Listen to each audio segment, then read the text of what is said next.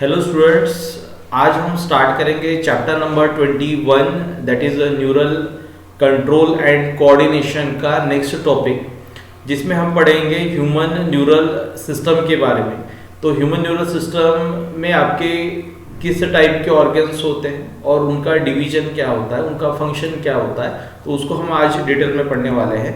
तो फर्स्ट हमारा जो आज का टॉपिक है ह्यूमन न्यूरल सिस्टम, ठीक है। तो human neural system divided into two parts, इसको हम दो पार्ट्स में डिवाइड करते हैं जो बहुत ही इंपॉर्टेंट है आपके लिए, ठीक है। जो न्यूरल सिस्टम जो होता है ये आपके पूरे बॉडी को कंट्रोल करता है और उसको कमांड देता है, ठीक है ना। तो इसलिए हमारे पास में कुछ ऐसे कंपोनेंट्स है जो डिसीजन लेते हैं, सारे इंफॉर्मेशन को कलेक्ट करेंगे, इंटीग्रेट करेंगे, ठीक है। तो ह्यूमन न्यूरल सिस्टम जो है it is divided into two parts. First is central nervous system and second is peripheral neural system, ठीक है। तो सेंट्रल न्यूरल सिस्टम की अगर हम बात करें तो सेंट्रल न्यूरल सिस्टम में ये दो ऑर्गन्स आएंगे। फर्स्ट होता है आपका ब्रेन और दूसरा होता है आपका स्पाइनल कॉर्ड। एकदम सिंपल है, ठीक है। तो सेंट्रल न्यूरल सिस्टम जो है इसमें दो पार्ट्स है, एक है आपका ब्रेन और दूसरा है आपका स्पाइनल कॉर्ड, ठीक है, जिनका काम होता है इंफॉर्मेशन को प्रोसेस करना और आपके बॉडी को कंट्रोल करना, ठीक है। तो it is the site of information processing and control. Brain also called as command and control centre of body, ठीक है। तो ब्रेन जो होता है ये आपके पूरे ऑर्गन्स को कंट्रोल भी कर सकता है और उसको कमांड भी दे सकता है। तो सबसे पहले जो भी आपका सेंट्रल नर्वस सिस्टम है, जिसमें आपका ब्रेन हो या फिर स्पाइनल कॉर्ड हो, तो ये दो ऑर्गन्स क्या करेंगे, आपके बॉडी में जितने भी अलग अलग ऑर्गन्स है, टिश्यू है, इनमें से इंफॉर्मेशन को कलेक्ट करने का काम करता है, ठीक है। तो सेंट्रल न्यूरल सिस्टम में ब्रेन एंड स्पाइनल कॉर्ड का काम होता है इंफॉर्मेशन को सबसे पहले कलेक्ट करना। इंफॉर्मेशन को कलेक्ट करने के बाद उस सिग्नल को वो प्रोसेस करेंगे। प्रोसेस करने के बाद में फिर आपके अलग अलग ऑर्गन या टिश्यू को वो कंट्रोल करेंगे, ठीक है। तो आपका जो ह्यूमन न्यूरल सिस्टम है इसमें फर्स्ट तो पार्ट हो गया सेंट्रल न्यूरल सिस्टम, जिसमें आपको ब्रेन और स्पाइनल कॉर्ड ये दो ही चीजें याद रखनी है। उसके बाद में नेक्स्ट है आपका पेरिफेरल न्यूरल सिस्टम। और पेरिफेरल न्यूरल सिस्टम जो है इसमें बॉडी के वो सारे नर्व्स आते हैं जो आपके सेंट्रल नर्वस सिस्टम के साथ में इंटरेक्ट करती है, ठीक है। इस सेंटेंस को अच्छे से सुनो, ठीक है। हमारे बॉडी में बहुत सारी नर्व्स होती है जो अलग अलग ऑर्गन्स, अलग अलग टिश्यू के साथ में इंटरेक्ट कर रही है, ठीक है। वो उस ऑर्गन से या टिश्यू से इंफॉर्मेशन को कलेक्ट करती है। जो भी सिग्नल होता है उसको वो कलेक्ट करेगी और उस सिग्नल को पास करती है आपकी ब्रेन या फिर स्पाइनल कॉर्ड के पास में, ठीक है। बट बॉडी में जितने भी नर्व्स है उसमें से एक आधा नर्व अगर आपके सीएनएस के साथ में इंटरेक्ट नहीं कर रहा है, उसके साथ में एसोसिएट नहीं है, तो आप उसको पेरिफेरल न्यूरल सिस्टम का पार्ट नहीं बोल सकते। इसलिए यहाँ पे क्या लिखा है, PNS comprise of all the nerves of body that associated with the CNS, मतलब आपका सेंट्रल नर्वस सिस्टम। बट अगर किसी नर्व्स का आपके सीएनएस के साथ, ब्रेन या स्पाइनल कॉर्ड के साथ में अगर कनेक्शन ब्रेक हो गया तो उस केस में आप उसको पेरिफेरल नर्वस सिस्टम का पार्ट नहीं बोल सकते, ठीक है। इसलिए सारे नर्व्स जो होती है बॉडी की ये आपके इंटरेक्ट करती है किसके साथ में, आपके सेंट्रल नर्वस सिस्टम के साथ में, ठीक है।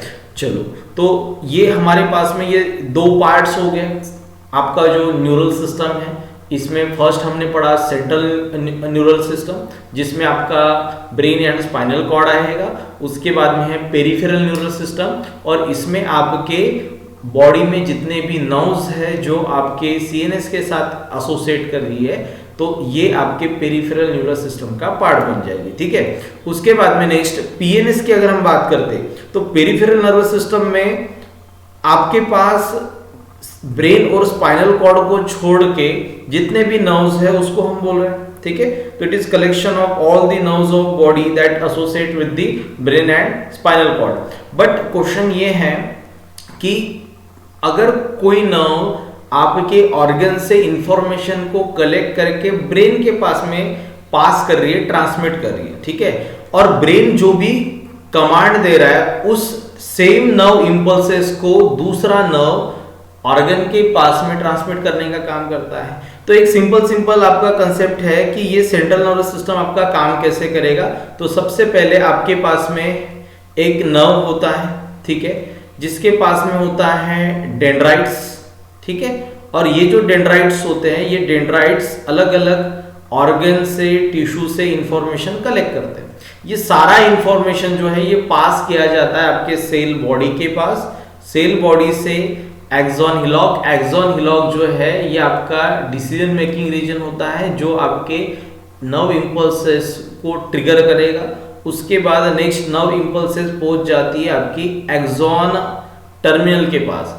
एक्सॉन टर्मिनल जो है ये आपका क्या करेगा, आपके दूसरे नर्व्स के साथ में एसोसिएट रहेगा। जैसे फॉर एग्जांपल ये आपका एक नर्व है जो इंफॉर्मेशन को कलेक्ट कर रहा है फ्रॉम एनी अदर ऑर्गन, ठीक है, कोई भी ऑर्गन हो सकता है, तो उससे ये इंफॉर्मेशन को कलेक्ट कर रहा है और इस इंफॉर्मेशन को पास कर रहा है किसके पास में, तो हम बोलेंगे कि ये इंफॉर्मेशन को पास कर रहा है आपके ब्रेन के पास में, ठीक है। तो ब्रेन के पास में इंफॉर्मेशन पहुंच गया, इसका मतलब ये सीएनएस है। अब सीएनएस इस इंफॉर्मेशन के अगेंस्ट में, इस डिसीजन के, इस सिग्नल के अगेंस्ट में डिसीजन लेगा, ठीक है। और ये डिसीजन लेगा तो यहां से इंफॉर्मेशन जो है ये पास होगी कहां पे, आपके नेक्स्ट ऑर्गन के पास में, ठीक है। तो ये यहां से सेम आपका डेंड्राइट, उसके बाद में ये आपका सेल बॉडी, ठीक है, और उसके बाद ये फिर से एक्सॉन टर्मिनल जो किसी न किसी टिश्यू के साथ में इंटरेक्ट कर रहा है, ठीक है। तो चलो ये आपका एक नेक्स्ट टिश्यू हो गया जिसके साथ में ये एक्सॉन टर्मिनल जो है ये इंटरेक्ट कर रहा है। तो इस केस में अगर हम बात करें तो एक टिश्यू से इंफॉर्मेशन कलेक्ट की गई, सिग्नल कलेक्ट किया गया, उस सिग्नल को पास किया गया आपके सीएनएस के पास, मतलब ब्रेन के पास में, और उसके बाद में ब्रेन ने जो भी आपका इंफॉर्मेशन सेंड किया है, जो भी कमांड दिया है, उस नर्व इंपल्सेस को ट्रांसमिट करने का काम फिर से कोई तो भी एक नर्व कर रहा है, ठीक है। तो इस केस में हमारे पास ये जो नर्व है ये भी पीएनएस का पार्ट हो गया, ठीक है, जो इंफॉर्मेशन को ट्रांसमिट कर रहा है टुवर्ड्स द ब्रेन।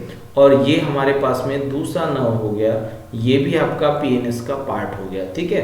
बट इस केस में दोनों भी नर्व जो है अलग अलग काम कर रहे हैं। एक इंफॉर्मेशन को कलेक्ट कर रहा है, एक सिग्नल को कलेक्ट करके ट्रांसमिट कर रहा है ब्रेन के पास, तो दूसरा जो है ये ब्रेन के कमांड को, मतलब नर्व इंपल्सेस को ट्रांसमिट कर रहा है किसके पास में, आपके टारगेट ऑर्गन के पास में, ठीक है। तो इस केस में दोनों का भी काम अलग अलग हो गया। तो जो सबसे पहले होता है ना उसको बोला जाता है एफरेंट, ठीक है। जो पहले प्रेजेंट होता है इसको हम क्या बोलेंगे, एफरेंट नर्व। और जो बाद में काम करता है, ब्रेन से सिग्नल ट्रांसमिट करने का काम करता है, तो उसको बोला जाता है इफरेंट। तो afferent nerve transmit the signal towards the CNS and efferent nerve transmit the nerve impulses away from the CNS, ठीक है। समझ में आ रहा है आपको ये। तो एफरेंट नर्व और इफरेंट नर्व एकदम सिंपल है। अगर ये दो वर्ड में अगर आपको कंफ्यूजन जाता है तो अल्फाबेटिकली याद रखना कि सबसे पहले जो होगा आपके सिस्टम में वो एफरेंट होता है, बाद में जो काम करता है वो इफरेंट होता है, ठीक है। तो इन दिस वे आपका जो पीएनएस है इसके नर्व फाइबर्स को हमने दो पार्ट्स में डिवाइड किया है, एक है एफरेंट नर्व्स और दूसरे होते हैं आपके इफरेंट नर्व फाइबर्स, ठीक है। चलो यहाँ तक ठीक है। उसके बाद में next PNS is divided into two division, ठीक है। पीएनएस जो है इसको हम दो डिवीजन में डिवाइड कर रहे हैं। एक होता है somatic neural system. Somatic neural system क्या होता है, तो सोमैटिक न्यूरल सिस्टम जो है इसमें जितने भी पेरिफेरल नर्व्स है, इसमें जितने भी पेरिफेरल नर्व्स होते हैं वो सिर्फ और सिर्फ स्केलेटल मसल को कंट्रोल करती हैं, ठीक है। समझ में आ रहा है क्या। तो जो भी स्केलेटल मसल के साथ में एसोसिएटेड पीएनएस है, चाहे वो आपका इंफॉर्मेशन कलेक्ट करने का हो या फिर इंफॉर्मेशन को पास करने की बात हो, ठीक है। सोमैटिक न्यूरल सिस्टम के से आप इंफॉर्मेशन कलेक्ट कर रहे हो, ठीक है। इसका मतलब स्केलेटल मसल से आप इंफॉर्मेशन कलेक्ट कर रहे हो, वो इंफॉर्मेशन ब्रेन के पास में आ रहा है, ब्रेन आपके मसल को कंट्रोल कर रहा है या फिर उसको कमांड दे रहा है कि अभी आपको कॉन्ट्रैक्शन करना है, ठीक है। तो स्केलेटल मसल को अगर उसको कॉन्ट्रैक्ट करवाना है तो उसके लिए आपको फिर से नर्व इम्पल्सेस को स्केलेटल मसल के पास में पास करना पड़ेगा, वो इन्फॉर्मेशन स्केलेटल मसल की तरफ ट्रांसमिट करनी पड़ेगी। तो स्केलेटल मसल से सिग्नल को रिसीव करना या उसकी तरफ ट्रांसमिट करना, ये जो दो काम होते हैं, ये काम होता है किसका, ये काम होता है आपका सोमैटिक न्यूरल सिस्टम का, ठीक है। तो पीएनएस में जो सबसे पहला टाइप है सोमैटिक न्यूरल सिस्टम, ये किसके साथ में एसोसिएट होती है, ये होती है स्केलेटल मसल के साथ में, ठीक है। उसके बाद नेक्स्ट, तो यहाँ पे आप अच्छे से डायग्राम में समझ जाओगे कि ये आपका जो पीएनएस का जो आपका नर्व फाइबर है या न्यूरॉन है, ठीक है। तो ये आपका पीएनएस का न्यूरॉन सेल है जो इंफॉर्मेशन जो है इसको ब्रेन से ट्रांसमिट कर रहा है टूवर्ड्स दी मसल फाइबर्स, ठीक है। अगर मसल फाइबर्स के पास में इंफॉर्मेशन भेजी जाती है तो मसल आपका एक तो कॉन्ट्रैक्ट करेगा या फिर रिलैक्स करेगा, ठीक है। तो इन दिस वे आपका ये पीएनएस का जो न्यूरॉन होता है या नर्व सेल होता है, ठीक है, ये मसल के साथ में सिनेप्सिस फॉर्म करता है, ठीक है। अगर यहाँ पे एक्सॉन से अगर सिग्नल्स फॉर्म किए तो ये अपन ने डायग्राम जो शो किया है ये इफरेंट पीएनएस का है ना। तो इफरेंट न्यूरॉन जो होते हैं ये ब्रेन से सिग्नल को पास करते हैं टूवर्ड्स दी स्केलेटल मसल, ठीक है। उसके बाद में नेक्स्ट आपका ऑटोनॉमिक न्यूरल सिस्टम, ठीक है। ऑटोनॉमिक न्यूरल सिस्टम की अगर हम बात करें तो स्केलेटल मसल को छोड़ के, ठीक है, सबसे पहला जो टाइप था हमारा सोमैटिक न्यूरल सिस्टम, इसमें हमने स्केलेटल मसल से एसोसिएटेड पीएनएस की बात की। तो स्केलेटल मसल तो आपका हट गया, ठीक है। आपके पास में बॉडी में जितने भी मसल्स हैं, तो हमारे बॉडी में 3 टाइप के मसल्स होते हैं। एक होता है आपका स्केलेटल मसल जो आपके स्केलेटन सिस्टम के साथ में एसोसिएट होता है, जैसे बाइसेप या ट्राइसेप की जब आप बात करते हो तो यहाँ पे जो स्केलेटल मसल्स होते हैं ये होते हैं आपके ये यहाँ पे जो मसल्स होते हैं, ये लिम्स में जो मसल्स होते हैं ये किस टाइप के होते हैं, स्केलेटल टाइप के, ठीक है। बट अगर इन मसल को छोड़ दो और अगर आप इंटरनल ऑर्गन्स की बात करते हो, जैसे आपका ब्लड वेसल्स हो गया, डाइजेस्टिव सिस्टम हो गया, ठीक है, बाकी के ऑर्गन्स हो गए, तो उसके साथ में जो एसोसिएटेड मसल्स होते हैं वो होते हैं आपके स्मूथ मसल टाइप, ठीक है। तो स्मूथ मसल टाइप जो रहेगा या फिर दूसरा जो होता है वो होता है कार्डियक मसल टाइप, ठीक है। तो ये सारे जो है ये आते हैं को किसके अंडर में, ये आते हैं आपके ऑटोनॉमिक न्यूरल सिस्टम के अंडर में। तो एक बात याद रखना, सिर्फ आपको याद क्या रखना है रे, आपको सिर्फ याद ये रखना है कि पीएनएस जो स्केलेटल मसल सेल के साथ में एसोसिएट होता है उसको सोमैटिक बोला जाता है, और बाकी उसको छोड़ के जितने भी मसल्स आएंगे, चाहे वो आपका कार्डियक मसल हो, चाहे वो आपका स्मूथ मसल हो, या फिर इंटरनल ऑर्गन के साथ में जो एसोसिएटेड मसल्स है, ये सारे आपके स्मूथ मसल टाइप के होते हैं, ठीक है ना। तो इनको कंट्रोल करने का काम, इनसे सिग्नल को रिसीव करने का काम जो होता है वो होता है ऑटोनॉमिक न्यूरल सिस्टम का, ठीक है। तो ऑटोनॉमिक न्यूरल सिस्टम जो है ये जो भी नर्व इंपल्सेस होते हैं इनको ट्रांसमिट करता है CNS to the involuntary organs and smooth muscles of the body. अब इनवॉलंटरी ऑर्गन्स का मतलब क्या होता है और वॉलंटरी का मतलब क्या होता है, देखो वॉलंटरी मतलब जो हमारे कॉन्शियसनेस में है, जो हमारे कंट्रोल में है, उसको बोला जाता है वॉलंटरी, ठीक है। स्केलेटल मसल, अब फॉर एग्जांपल ये जो मसल होता है, ये मसल को अगर मुझे कॉन्ट्रैक्ट करना है, ये लिम्ब को मुझे मूव करना है तो मसल को कॉन्ट्रैक्ट रिलैक्स करना पड़ेगा, समझ में आ रहा है। तो अगर लेग को अगर मुझे कॉन्ट्रैक्ट रिलैक्स करना है, मुझे वॉकिंग करना है या फिर रनिंग करना है, तो उसके लिए वो मेरे कॉन्शियस में है कि मुझे वॉकिंग करना है कि रनिंग करना है। तो जब चाहे आप तब इस लिम्ब के मसल को आप कंट्रोल कर सकते हो, तो वो आपके कंट्रोल में है, इसलिए उसको वॉलंटरी बोला जाता है, ठीक है। उसको क्या बोला जाता है, वॉलंटरी। और अगर कोई मसल आपके कॉन्शियसनेस में नहीं है, वो आपके कंट्रोल में नहीं है, जैसे यूरिनरी ब्लैडर जो होता है, इसमें यूरिन को स्टोर किया जाता है और यूरिनेशन को प्रिवेंट करने के लिए आपके यूरेथ्रा के ऊपर एक लेयर होता है मसल का, जिसको स्पिंक्चर मसल बोला जाता है, ठीक है। तो वो जो है वो किस कैटेगरी में आएगा, वो आएगा ऑटोनॉमिक न्यूरल सिस्टम की कैटेगरी में, इनवॉलंटरी कैटेगरी में, क्योंकि इनवॉलंटरी मसल्स जो होते हैं ये आपके कॉन्शियसनेस में नहीं होते, वहाँ पे यूरिन स्टोर हो रहा है और वो स्टोर रहेगा, ठीक है। तो कुछ मसल ऐसे जैसे डाइजेस्टिव सिस्टम है हमारा, डाइजेस्ट सिस्टम कंटिन्यूसली फूड जो है उसको डाइजेस्ट कर रहा है, फूड को आगे भेज रहा है, बट उसका कॉन्शियसनेस हमारे पास में नहीं है, वो हमारे कंट्रोल में नहीं है, डाइजेस्ट सिस्टम अपने आप काम कर रहा है। तो उसके साथ जो एसोसिएटेड मसल्स होती है उसको बोला था involuntary muscles.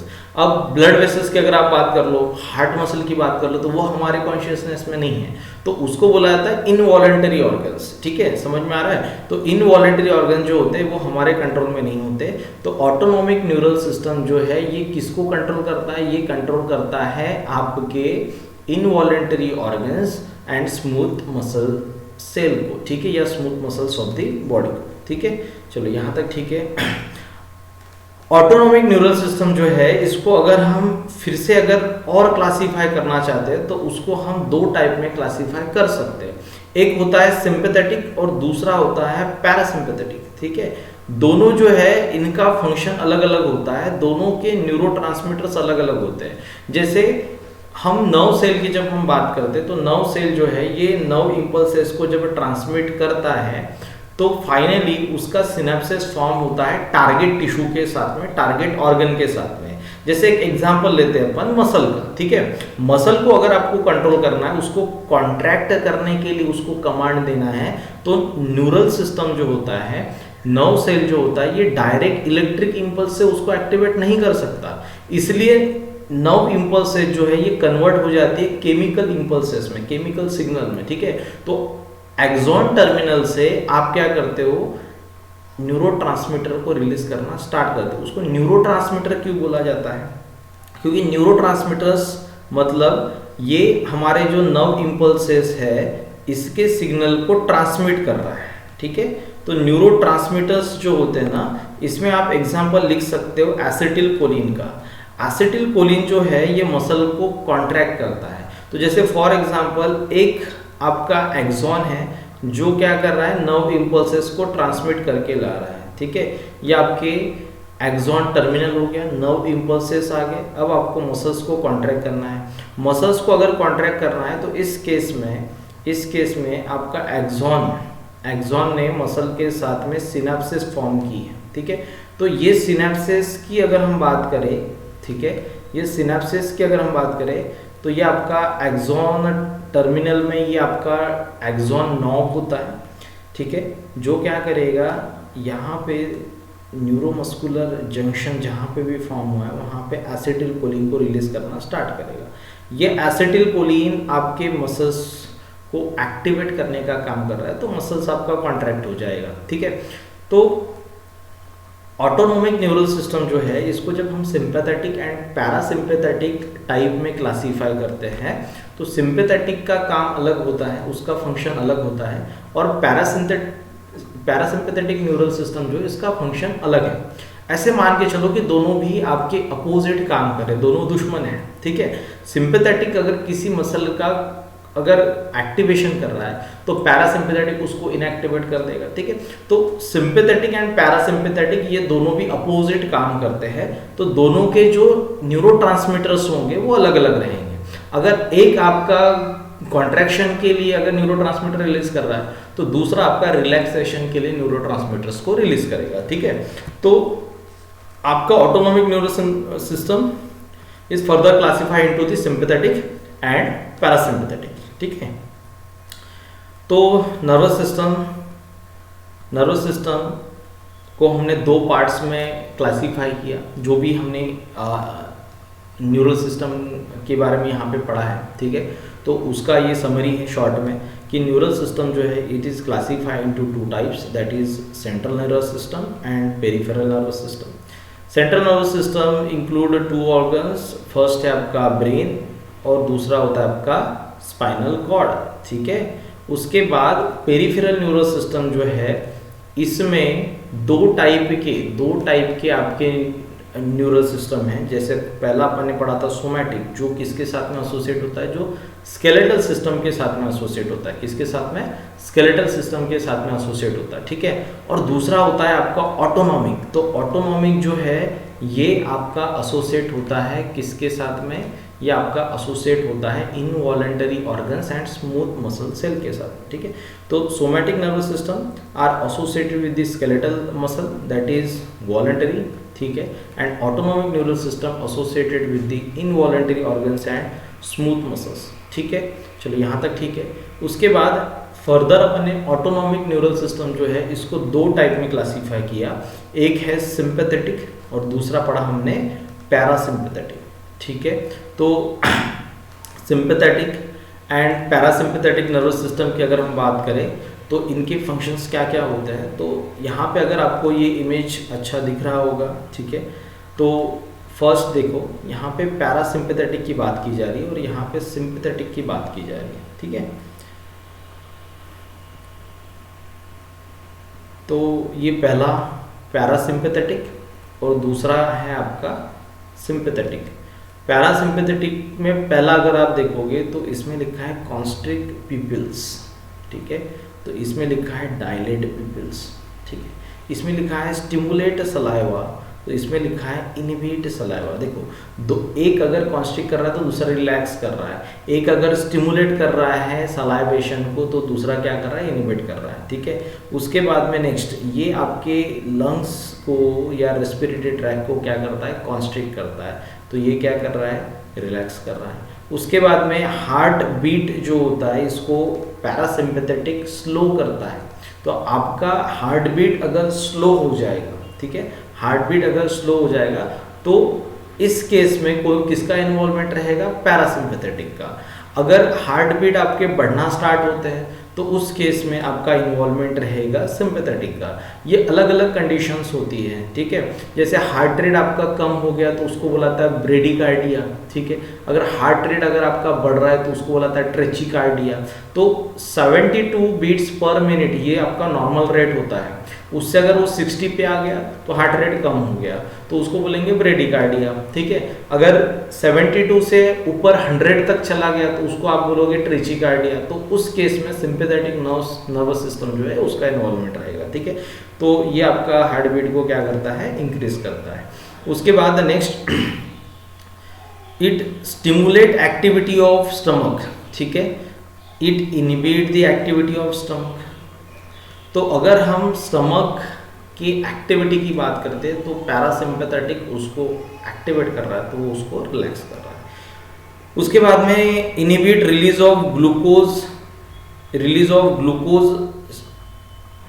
Inhibit release of glucose from the liver and stimulate gallbladder. तो इस केस में it stimulate release of glucose. देखो अभी यहाँ पे हमारे पास ये एक पॉइंट जो है ये पहला हो गया जो इम्पोर्टेंट है। क्या क्यों इम्पोर्टेंट है ये पॉइंट, इस केस में अगर आप अच्छे से देखोगे स्टार्टिंग से हम अगर पढ़ते आए तो कॉन्स्ट्रिक्शन और यहाँ पे एक्टिवेशन हो रहा है, ठीक है।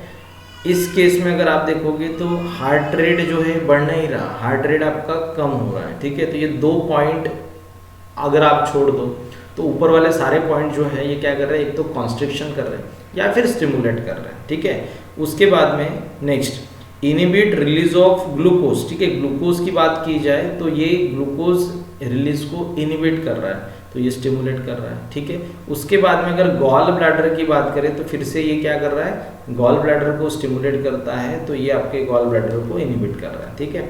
उसके बाद में अगर इंटेस्टाइन की बात करें तो इसके एक्टिविटी को ये बढ़ा रहा है, ठीक है। तो सिंपैथेटिक क्या कर रहा है, उसको डिक्रीज कर रहा है। तो it stimulate the activity of intestine and it inhibit the activity of intestine, ठीक है। उसके बाद it contract bladder, it relax bladder, ठीक है।